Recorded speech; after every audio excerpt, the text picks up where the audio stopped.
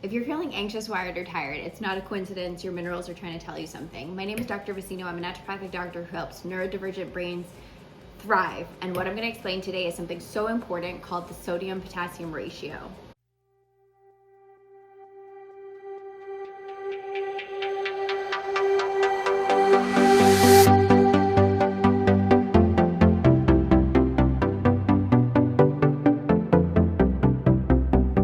The sodium-potassium ratio is really important because it tells us a lot about our adrenal glands, but also our nervous system. Our adrenal glands, when we think of adrenal fatigue or we think of burnout, we're looking at that axis, right? That HPA axis that's going on. And then there's also the parasympathetic or sympathetic activity of the nervous system. What's important with the sodium-potassium ratio is it's telling us a lot about, number one, cortisol, which is our main stress hormone. So when we're in periods of stress, our body will pump out cortisol. It tells us a lot about aldosterone, which is important for fluid and sodium regulation. And it tells us a lot about our recovery and whether our nervous system is able to switch into that parasympathetic activity. What's really important for the sodium-potassium ratio is it tells us a lot about what's going on inside the cells, but also outside of the cells. Sodium is more important for blood pressure regulation. I often see people with a low sodium-potassium ratio who are in chronic burnout with low blood pressure. And then potassium is more intracellular, so it's more for cellular recovery. What's important is this is telling us a lot about our electrolytes, our fluid and our hydration, and whether we're able to actually recover.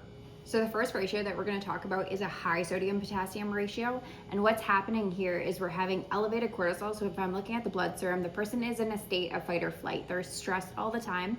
There's high cortisol and there's that high sodium and potassium. What we also see as symptoms is when we have high sodium, we're going to have fluid retention. So the person is going to feel swollen.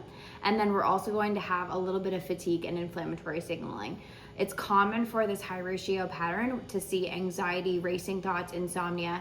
This is the clinical picture of I am wired but tired, exhausted but have so much energy that you can't sleep because cortisol is so high. We're seeing that high ratio, right? That's telling us that the nervous system is in fight or flight, sympathetic dominance, but it can't shut off.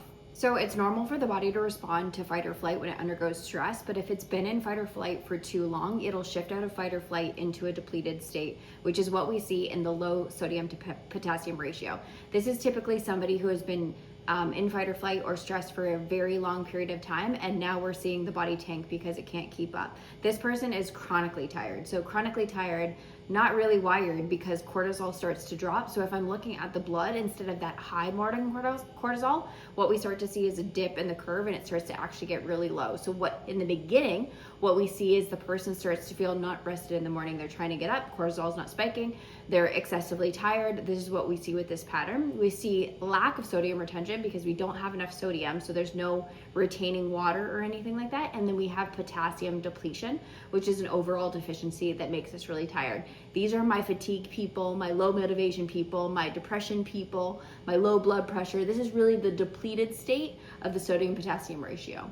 So like I said, there's two different ratios, and why it's really important because you should be testing and you should know which state the patient is in. When somebody is chronically burnt out, we normally slap the label of burnout on them and we don't look at the physiological picture of what's going on with their minerals and what's actually going on with their cortisol.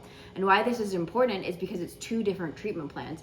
One person is burning through their electrolytes really fast, the other person has none. So it's two very different treatment plans with two very different symptoms, right? We've got the irritability, anxiety, racing thoughts in the high ratio, and in the low ratio, we've got the low motivation, the fatigue, the burnout, the really having no energy at all. So it's important to test to know what we're dealing with. Why the sodium potassium is so important is because it actually works at a deeper cellular level. There's something called the sodium potassium pump, which is important for nerve signaling, muscle contraction, cellular hydration, and also energy production, ATP. So without that, we're actually getting deficiencies at the cellular level, which are going to cause extrinsic issues in the brain, mood, and overall energy of our body. In my clinical practice, what I see a lot is the low ratio, unfortunately. So it's people who have transitioned from the high ratio to the low ratio and who are in chronic burnout and fatigue. It's really a societal issue, but what's positive is that when you start to treat that sodium-potassium ratio imbalance and you actually put the minerals in that need to be in, you improve a lot and people start to feel better. So I hope this was useful. I hope you learned a lot about the sodium-potassium ratio. And if there's anything else that you would like me to talk about, leave it in the comments. Let me know what you think of this video, and thanks for listening.